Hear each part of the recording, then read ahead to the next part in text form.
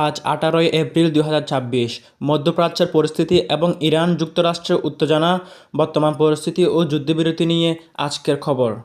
Hormuz প্রণালী উন্মুক্ত। গত কয়েক সপ্তাহের উত্তেজনার পর ইরান শনিবার বাণিজ্যিক জাহাজ চলাচলের জন্য কৌশলগতভাবে গুরুত্বপূর্ণ হরমুজ প্রণালী পুনরায় খুলে দিয়েছে। অন্যদিকে লেবাননে ইসরায়েল ও হিজবুল্লাহর মধ্যে 10 দিনের যুদ্ধবিরতি কার্যকর হওয়ার প্রেক্ষিতে ইরান এই সিদ্ধান্ত নিয়েছে।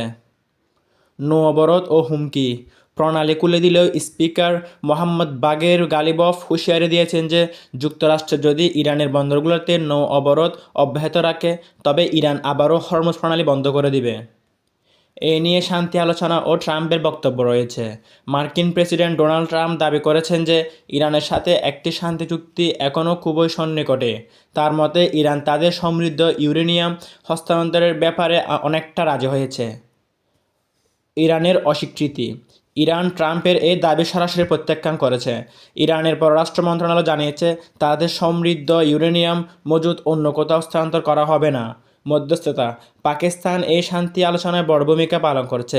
ইসলামাবাদের উচ্চ পর্যায়ের বৈঠকের মাধ্যমে একটি দীর্ঘমেয়াদী সমাধানের চেষ্টা চলছে।